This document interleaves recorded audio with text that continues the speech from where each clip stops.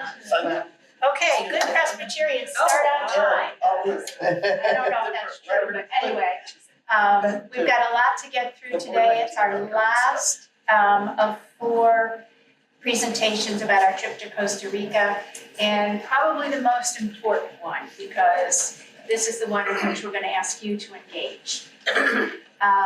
So now that he's here, we can begin. So we're going to have an introduction, then we're going to have kind of a collage of what each of us personally took away from this trip. Then we will talk about some of the things that are happening going forward. So Patty, you're on. Okay, great. Are we doing a microphone or anything, or just talking loudly?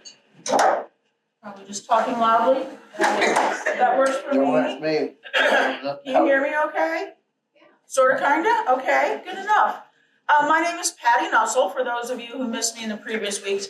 I'm a member of Broad Street Presbyterian Church, but have just been so fortunate and delighted to accompany this group as on their trip to Costa Rica, but more importantly beforehand, as they were discerning, what are we gonna do with global mission? Are we gonna do anything? Why would we do anything at all? And so, as we wrap up our presentation to you about what we learned in Costa Rica, my role is to talk a little bit about global mission and the PCUSA and why we do it, and why we as a congregation would do it going forward. And I think if I hit this, I go forward. Yes, okay. So PCUSA, our National Presbyterian Church, has been doing world mission for a long time. This is a slide from a couple of weeks ago. We've been doing it for 188 years, sending people on behalf of our congregations out into the world to tell people about Jesus and to work alongside local communities and helping them doing what they need done. This is from the PCUSA website, and it says that we do global mission really, at the end of the day, it's to overcome or help overcome despair and poverty and violence. And we do that in the name of Jesus, not you and me and individual people, but the coworkers that we send for 4-year terms into any given country as they work alongside the locals with programs and projects that need done, and as they facilitate visitors like us when we come and see what programs are being done to overcome the poverty and the violence and the despair that can exist in the world. In recent years, a lot of what the PCUSA has been doing at the national level, at the presbytery level, at the congregational level is called Matthew 25. Matthew 25 is a vision that is rooted in the Gospel of Matthew, where Jesus emphasizes that when we do things for the least of these, we are really doing it for him. And so this Matthew 25 vision is a thing that not just Presbyterians, but other denominations have adopted as a way to focus us when we do our work, especially when we do mission work locally or globally. It sort of takes the focus away from ourselves and outwardly. And it encourages us to do mission to serve the marginalized and those in need. And when we do so, we should focus on three pillars: building congregational vitality, dismantling structural racism, and eradicating systemic poverty. So we think and we hope and we plan and we pray that when our mission co-workers go out into Costa Rica, Peru, or Malawi, or Ethiopia, they are helping to give hope and eradicate systemic poverty by the programs they do, dismantling structural racism by the relationships formed, and building congregational vitality back here in the States. It may seem sort of paradoxical that building congregational vitality happens when you take 6 people and send them overseas. Like, wow, how does that really help? How does that work? Well, it does. It does. I'm going to hand this hand this out here. Maybe you can pass it down the row. Yeah, this is a handout on what a healthy congregation looks like, 7 marks of a healthy congregation. And I know you will recognize covenant in these handouts for sure. A healthy congregation, according to the Matthew 25 vision, is, I need my glasses on to see what it really is here. It's discipleship that focuses on an outward basis. Oh, everyone have one? That's it. There's more. We got it. You got it, okay. Everybody has one? Okay.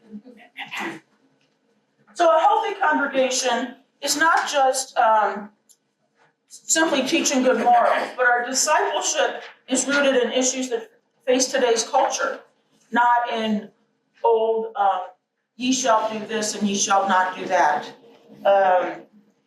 It's a vital congregation has authentic evangelism, not because we're going out and preaching the word of Jesus in the Jesus freak sort of way, but because it's rooted in relationships between us and other people. Our focus is outward and not inward. And when we, number 4, we empower all voices and all people. We don't just rely on the pastor. You know, it's great that Joel went with us. It's wonderful that Joel went with us. He's so into our biggest cheerleader, but you can do global mission or any mission program without your pastor leading the group and coming alongside. So many times, vital congregations bring everyone into the fold in their activities. Number 5, your worship is spirit-filled. Worship, well, okay, there's a typo there. Instead of looking inward and self-satisfying, the worship lifts everyone up. Number 6, a mark of a vital congregation is about caring relationships. Instead of a closed, judgmental community, the congregation is open and finds ways to embrace all sorts of diversity and be peacemakers. And number 7, a mark of a healthy congregation is that you're not dysfunctional, that you have clarity in what you do and why you do what you do, and everyone's aware of how decisions are made. And that leads to healthy congregations. So in my experience, I have seen people going to faraway places and coming back and building congregational vitality. I don't really know why it happens exactly, but I've seen congregations come alive. You know, new groups of friends are formed. When Broad Street sent 22 people to Peru 22 years ago, those 22 people kept meeting and doing things socially. They brought their kids in. It was an intergenerational thing. So there were high school youth and adults. We'd go on picnics together. We'd continue to do things, and the group grew. And then they couldn't wait till the next Peru trip the next year. And you know, that's the sort of thing that can happen when you have a healthy congregation and you engage in global mission. Now, I'm well aware that not everyone is into global mission. International travel, international peacekeeping. My mom teases me. She says, you know, when you graduated from high school, we asked you what you wanted, like as your gift, and I thought you might want a camera. And you said, oh, Mom, I don't want a camera. I'm not going anywhere. That's when a camera was a really big thing, right? You didn't have a phone. It was a big deal to get a camera. And here it's of interest to some people at some points in their lives, but not everybody all the time. And that's okay. For some congregations, a global mission program is a component of their Christian education program. You know, we do an awful lot as churches with little children, and they're so cute. And then, junior high, somewhat, they're a little more difficult, right? Then high school, they start losing interest. But when you incorporate a global mission component into it, not at the youngest of ages perhaps, but they can look forward to that national trip to PCUSA where they're helping somewhere with the tornado devastation thing, the Presbyterian Disaster Assistance Program. And then at high school or older and participating in this international experience. So I've seen churches intentionally want a global mission program in part because they want to offer their youth an intergenerational, international mission trip experience as they get older. And it's just the best way I know how to say what peacemaking is all about. That's a hard thing to wrap your hands around. You know, what does it look like to make peace? And the picture I had up a couple of weeks ago of Joel and the rest of us sitting around a kitchen table having tea with local Catholics who they said 50 years ago, you know, we would have been killing each other, literally, because that was going on in Northern Ireland between Catholics and Protestants, and we have intentionally engaged in peacemaking efforts for all these years, and we, the group that went, were the beneficiaries of those previous peacemaking efforts, and we continued them when we were there. So that's it for my part, and I'm not sure who the next part is. I hope it's me. I'll take questions at any point or at the end, whatever makes sense. And slides go this way? Yeah. Is that where you want to go, though? No. Okay, This is you. I know. So, Tell me the topic of what you want and I'll help you find It it. was striking. Did you find it? What? Oh, we're all oh, set. there it is. Oh, okay. Okay, there it is. Because yours will go at the end. Okay. So what we asked each of the people here, Joel is not here and he would have participated, but each of us chose some things we thought really meant something to us. So I have two, very short. When we planned this trip, we thought we were going to see Mark Hare and Jenny Bent and the Green Team in Costa Rica. That's all we knew. And when we arrived in San Jose, we realized we had stumbled on something much bigger. We were housed, as you know, at UBL, the Latin American Biblical University, and quickly came to know that we were in a unique institution. This is a picture I showed you before. This is the original class in 1922.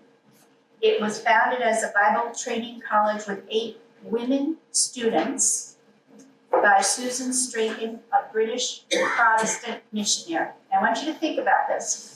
Costa Rica was Christianized by Roman Catholics and is still culturally very Catholic. This was a Protestant college. Today, UBL is an ecumenical institution. Its students come from both Protestant traditions and Roman Catholic. And to put the status of women in context, when was the 19th Amendment passed here? Anybody know? 1920. Very good. Women in Costa Rica exercised the right to vote for the first time in 1950. So this was extraordinary. And the second thing I showed, you've seen this before, this is the statue that commemorates 100 years of UBL called Aya. And this is a commitment to theological education for the future. This statue is a symbol of the fact that poor, indigenous, Black, mixed, and white women have access to theological education. Women have access. The second piece I want to tell you, we've met this woman before, and she is the one who goes often for miles on foot to work with indigenous groups. She was a person with a degree and experience in years as a counselor, and then went to UBL for a theological background because she felt called to ministry. And she spoke to us about the fact that understanding how God is present in the midst of indigenous communities who are defending their lives is how she leads people. She has learned how to read the Bible in conversation with their circumstances, to discern how to live God's justice. And so this is something we kept hearing, contextual reading. And I didn't know what that was And then here were people saying, this is my life, and these are the people I work with, and through what we are living, that is how we read the Bible. So those were the two pieces I wanted to share as most powerful for me. And let's see who's next. We'll know by the slides. Oh, that might be me. Gosh. I didn't realize what you were gonna say, Beth, because mine is similar. I went all the way to Costa Rica, I said to Joel, to learn the value of theological education. And this is my picture of theological education. This is Dr. Carla Cole. She's PCUSA mission coworker, Dr. Reverend Carla Cole. She's a professor there at the UBL seminary. You know, yeah, I'm in education. Yeah, I have degrees. Yeah. Ohio State, yeah, it's important. Yeah, the education. But theological education it's a values-based thing, right? It's why we do what we do. It's what we think the gospel tells us to do. And without people like this, teaching in places like that, women will never be pastors unless people like this are there. Gays and lesbians, the marginalized, the poor, the disenfranchised, those people can become pastors because of theological education that happens here. As Joel has said, the Catholics and the evangelicals are more than happy for us to get out of here and cede theological education 100% to them. And that sort of scares me to think of what that might look like. So I learned the value of theological education by going to Costa Rica. And the next is, who's ever doing this part? Not that one. Keep going, quick. There you go. Okay. There's another slide in here. I don't know if you know where it is, Tori, of us sitting around talking before we went out on our walk. Either push the right arrow or the down arrow, and they might not it might be right near there. There. No, that's a No, sitting that's around the the table. Let me just see if I can find it now. Pardon? Let's go through the whole thing again. Okay, my part is more community. We, as a group, the 6 of us, one day sat around in a classroom and we had like a ice-breaking activity where we got to know each other and some of the people in the community. And we were to go out on a walk to find hidden treasures in the community of Cedros, which is a community in San Jose where we were. And so after the icebreaker, we were divided into 2 groups, and I was with a group with Jenny Bench, this is her back right there, and a few others. And I don't know if Giselle was in our group or another lady who was also worked in the garden. And one of their sons, and I don't remember which son, but he was very good because he could speak English, and so he did a lot of interpreting for us. So we walked around, we started out, we walked around Cedros. These are just pictures that we saw along the way. This is the streets where we walked down. These are the homes. Some were very fancy, some were not quite so fancy. We walked up streets. We visited like a park. We saw gardens. We saw, let's see what else we saw here. Well, there's Joel heading out in a different group going up the street. When we were all done with our visit, and there were lots of different things that we saw on our visit. One of the things that I thought was kind of interesting was we saw Christmas decorations, but like a plastic snowman. They don't have snow there, but it was actually similar decorations to what we would have up here. And there was still, because of the time of the year, it was just a little after Christmas up there. And Joel mentioned there is a holiday, and I don't remember what the holiday is, but a holiday that kind of marks the end of Christmas, and that's when they were all their decorations up until that holiday, which was later on in January. So it was fun to see those, plus the flowers and the birds and whatnot. So then we all congregated at Giselle's house. It was Giselle's house, wasn't it? Yeah, she's at the end, right? She's at the very end. And the lady who's just peeking around the corner with the glasses next to Tori was also in our group. And I think it was her son who joined us. And he was a little further down on the table here. And she invited us into her home, and we sat around this table and we chatted with each other. Well, there's her son. And we had coffee. Those of us didn't want coffee, we can have tea, like me. And then we shared our experiences out on the walk. We had papers, we wrote down different things that we liked about our walk, things that we discovered on our walk.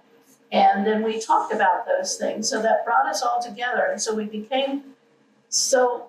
got to know each other much better that way. And it was so fun in this community of people that we hadn't known before. And suddenly we knew people. And it was so fulfilling to be there and be a part of that. That's my part. Next.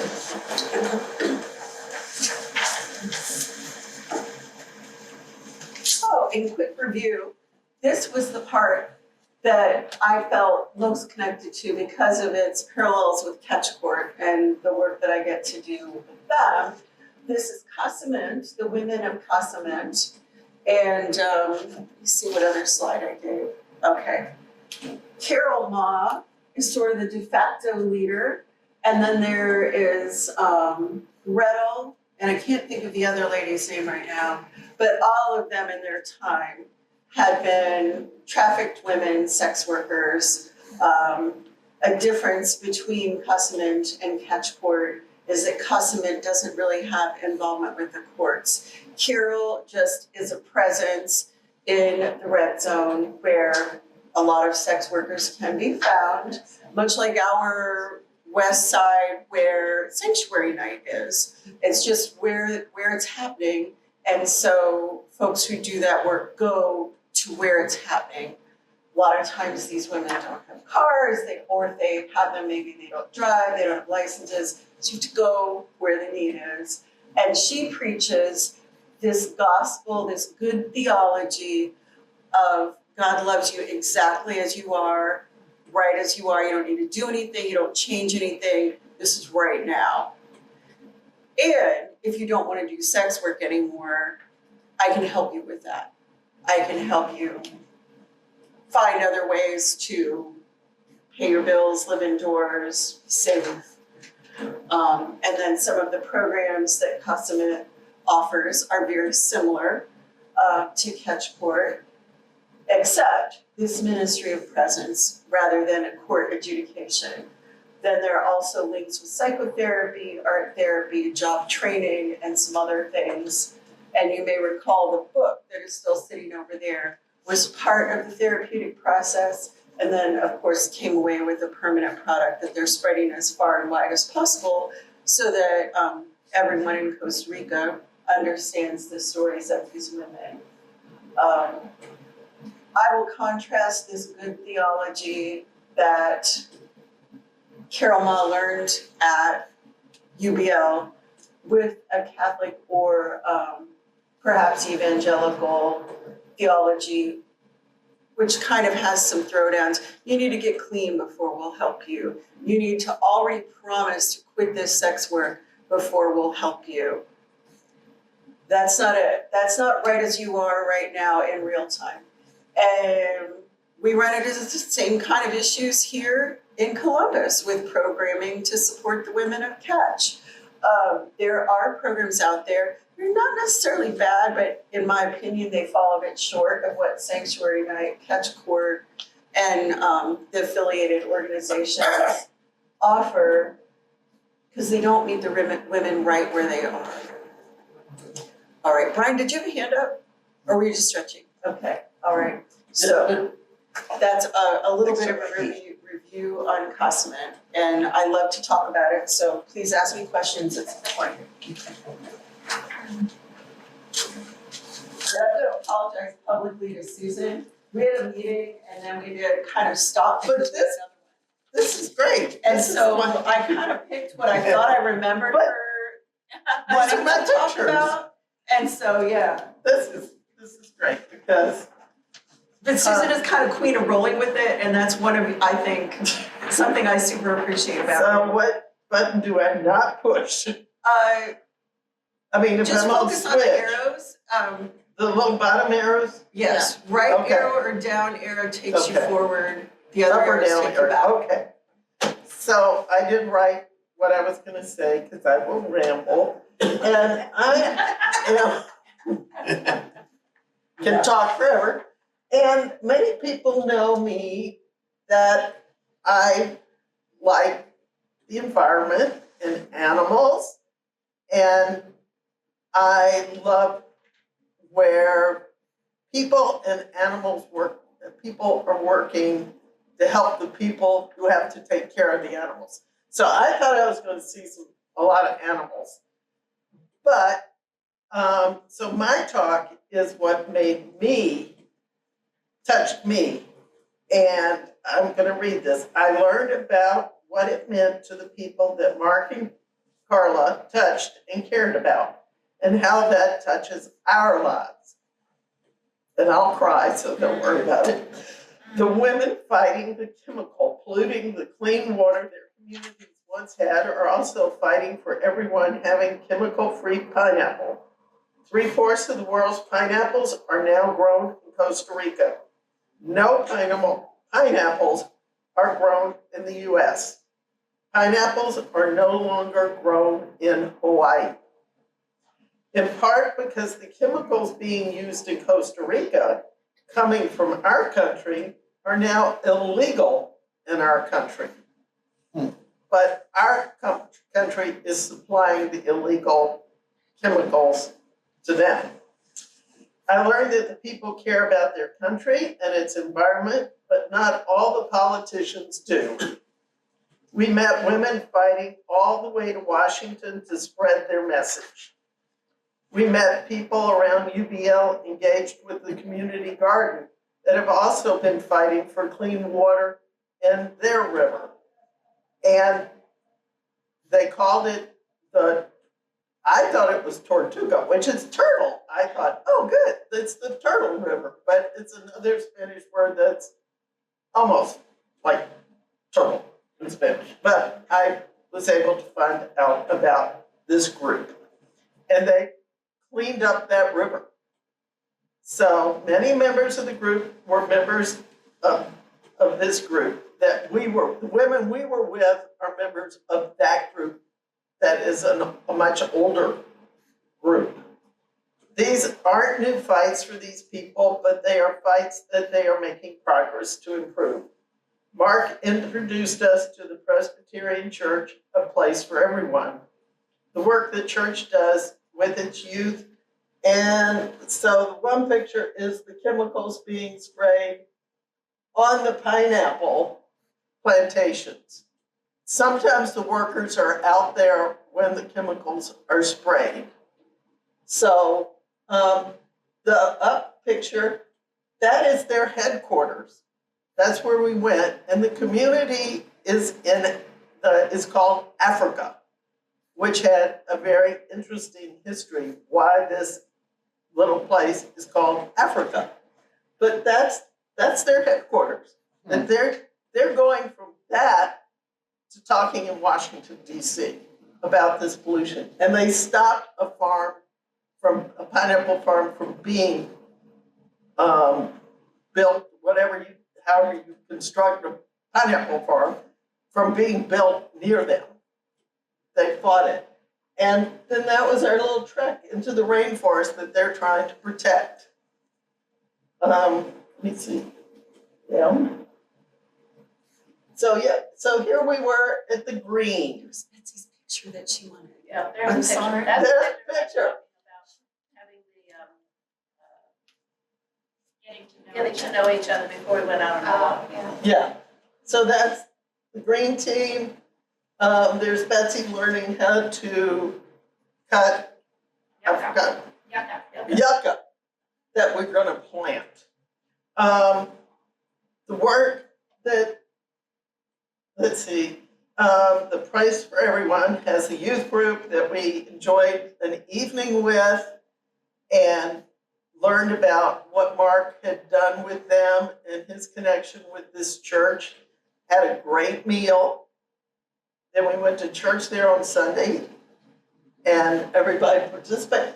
But then they fed us again. We got fed a lot. The church does its work with its youth and community. Is a lesson in resilience and survival. The church is Nicaraguan refugees. So we heard about so many struggles to save their environment and their ways of life. A point brought up earlier said mission awareness can have congregations come alive when they engage in world mission. Well, I know this trip had that effect on me. And Well done. everyone on the trip knew I leak. It's, I get mushy. Is the article in here somewhere? You're gonna have to space back up, I put it in the wrong spot. Okay. Let's see where it is. If not, we'll just go for it. Just Without. keep going till you come to it, it's up there. No up button or left button, either one. There, No. down to there. Now, hover over the orange letters. And Beth has some sad news to share. Okay. Now, Anybody have sneak clearance? the first night in Costa Rica, as we sat around the table and reviewed Carla's amazing schedule for us for the week, she and Mark shared with us the probability that they were about to be laid off. And they were, the week after we were there. This is an article from Presbyterian Outlook, and I have copies for all of you. And I'm just gonna quickly go through a couple of the sort of pass this back.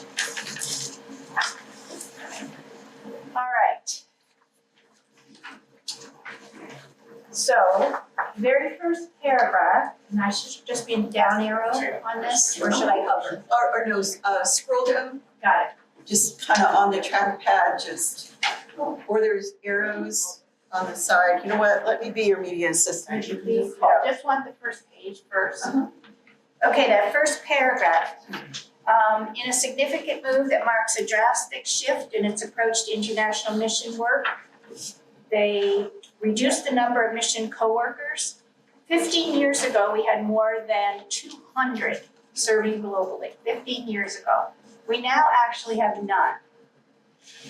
No specifics were offered. I'm on the second paragraph. Mission coworkers said they were told to expect either a redeployment offer or a severance package during the week of January 27th, the week after we were there. It would be 6 months of continued salary and medical benefits, plus additional weeks of salary depending on their years of service. Okay, now, third page, a legacy of mission. That first paragraph is what is so unique about the Peace USA mission program, because it is an invitation of global partners to serve under their leadership. This approach attempted to move away from what was perceived as a paternalistic colonial style of mission work toward more authentic partnerships. Next paragraph, we're witnessing the slow dismantling of one of our church's most defining ministries. Who wrote that? Carla Cole. At a time when the world needs solidarity, this decision sends the opposite signal. Okay, last paragraph of that. Who is that? It says, Joel Esselot, pastor at Covenant Presbyterian Church, whose congregation has supported several mission co-workers over the years, echoed the same frustration. Changes in philosophy are coming from a top-down. We are not a top-down denomination. We're a connectional church, which is exactly what Patty emphasized with vital congregations. So this is what was happening.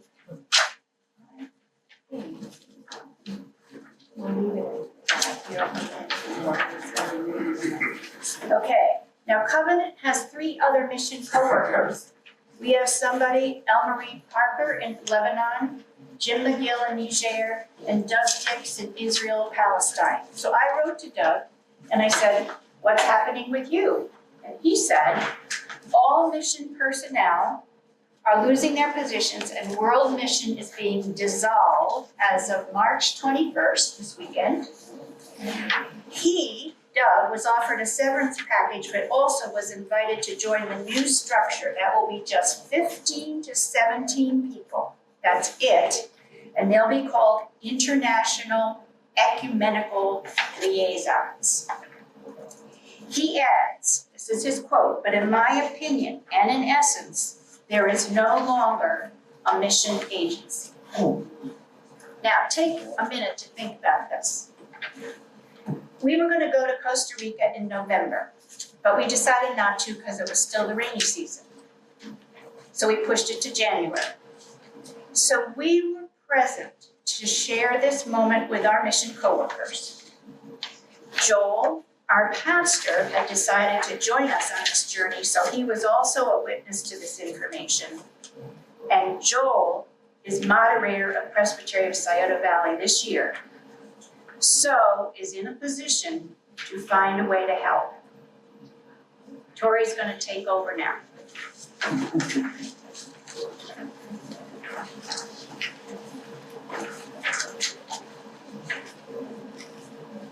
And I'll have to space forward.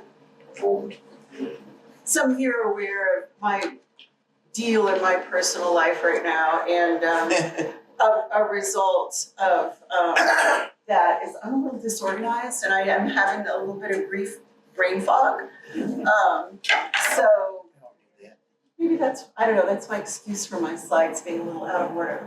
So as we look to how we can support Global Mission and Mark and Jenny, there are at least two areas that we're looking at. And the one that Mark would always put forth is first, they want help making their work self-sustaining that they've been doing in Costa Rica. So you are gonna have to leave at some point. The work of those two people will stop, but they want the programs that they have started and that they have helped to build to continue. And then when they're no longer able to stay in Costa Rica, helping their family transition. Mark and Jenny don't put that forth. I put that forth. I believe our team puts that forth. So then we have three scenarios that at our request, Mark created.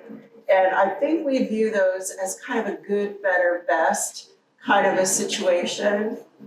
And then there's just one thing that's really easy that I know we can do, but I'll tell you about it. So the first scenario for helping their work to be sustainable beyond the time that they're there and supporting their family would have their work ending at the end of this calendar year.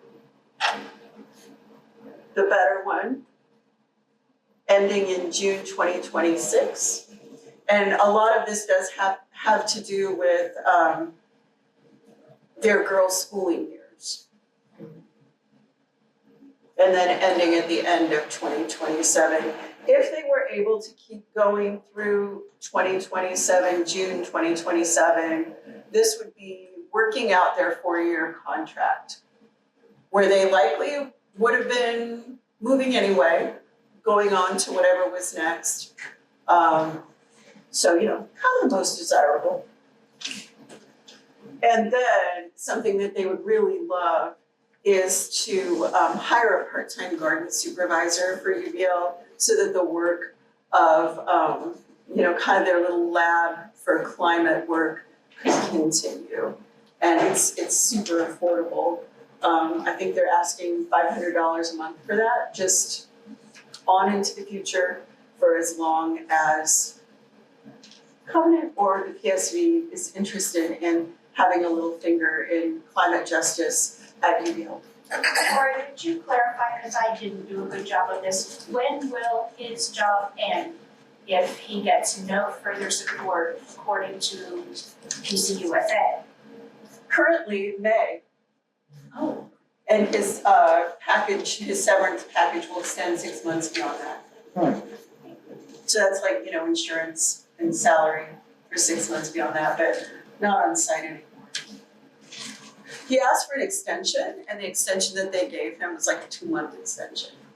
It would have been the end of this month.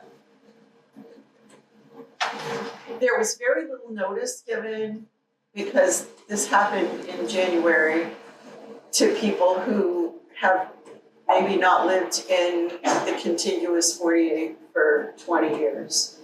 Like, they don't have houses here. Some of their kids don't speak a lot of English. I mean, it's a huge transition. So far, let's see here.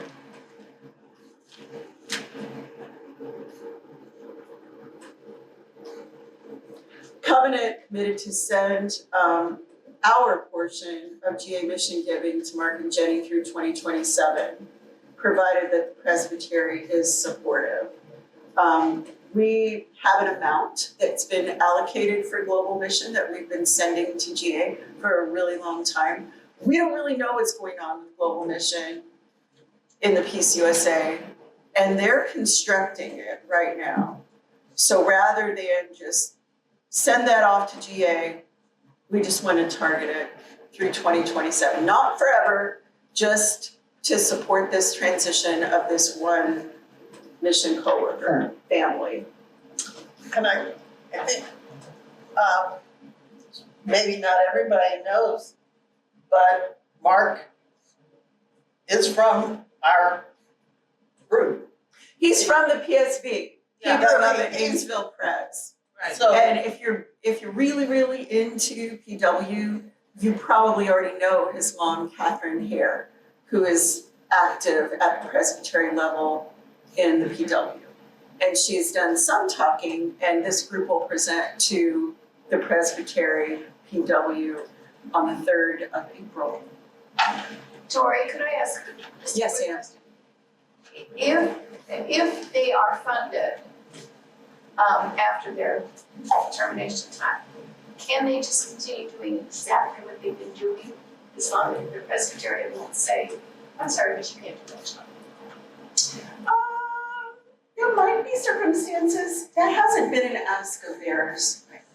But we're looking at ongoing programming. And don't let me get away without giving you a better answer than that.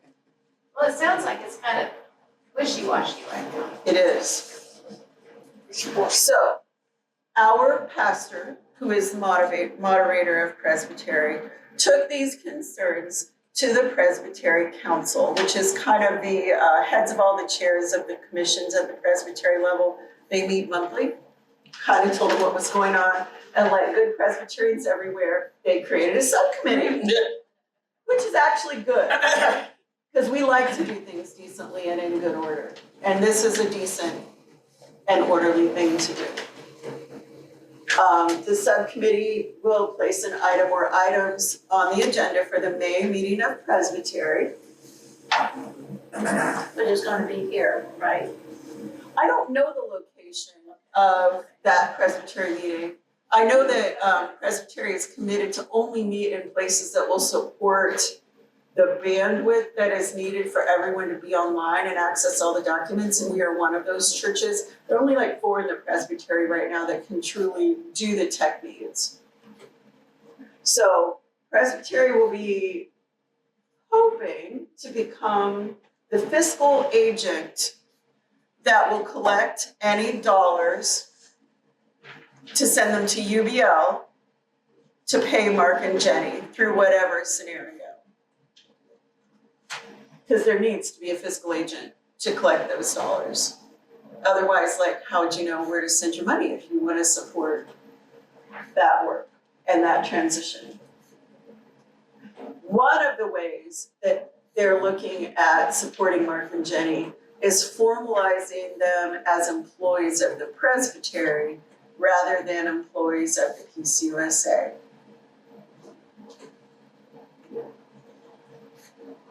And this will allow them to be eligible for health insurance when their severance package concludes. And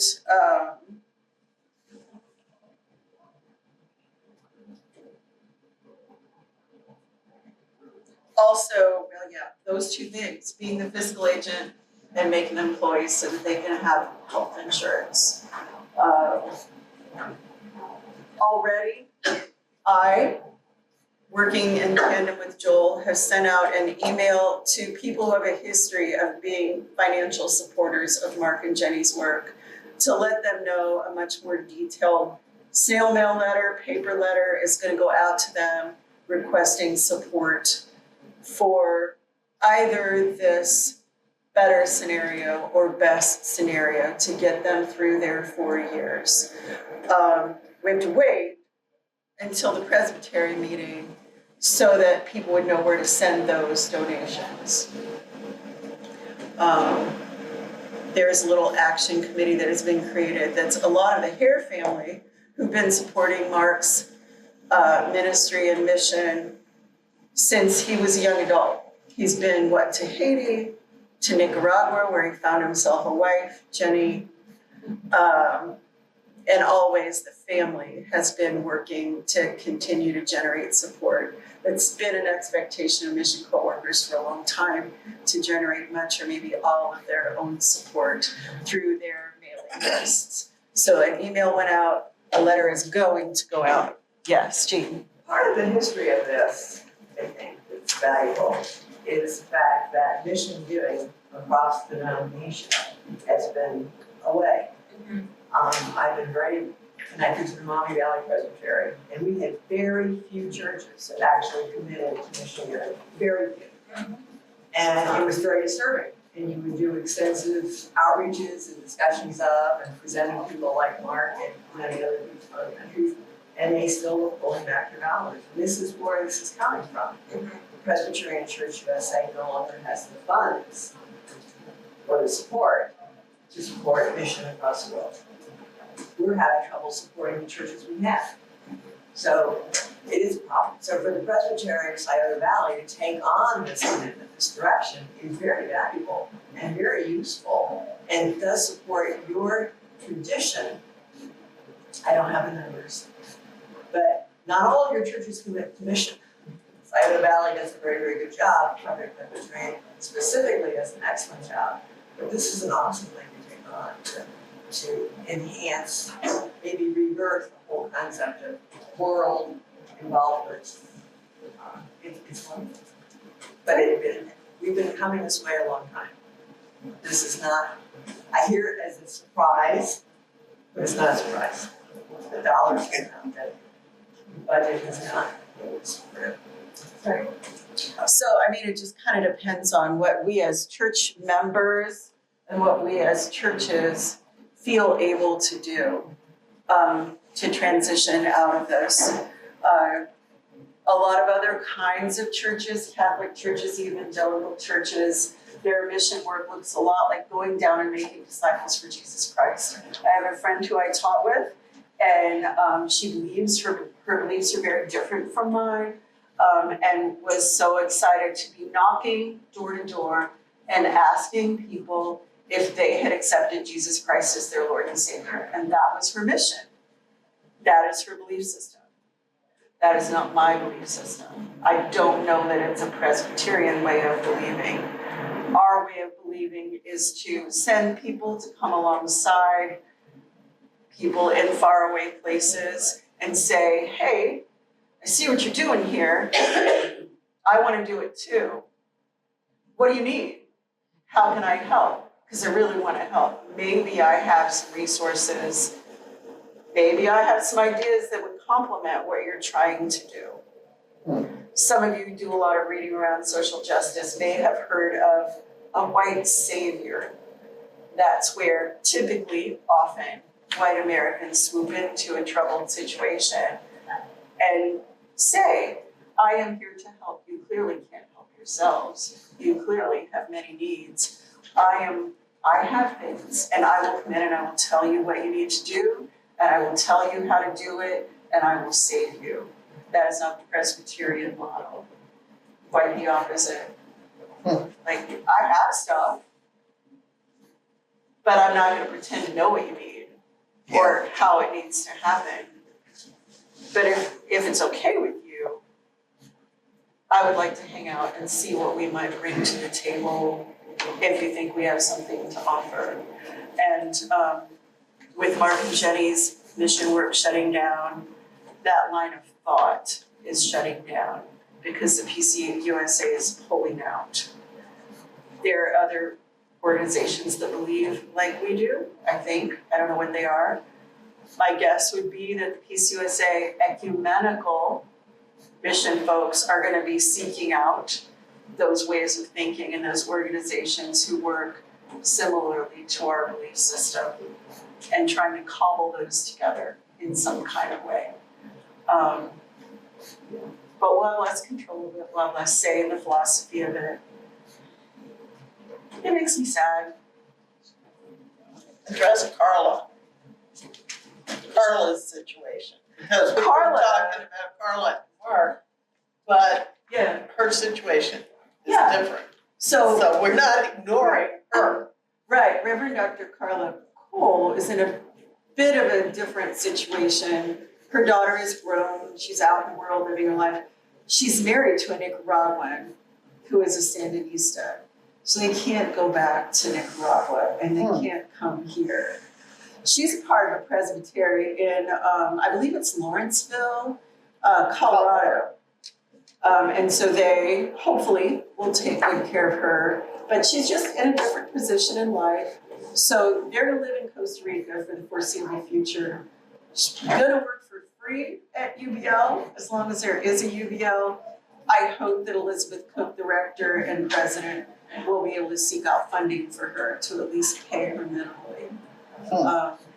One thing that we'd like to do is continue our support of UBL. And that's what Mark is asking us to focus on, is ongoing support of UBL as a part of transitioning them and helping them bring their 4 years of work in Costa Rica to a close. We have church in like 7 minutes, so feel free to reach out to any of us with your interests and questions. Thank you. Thank you.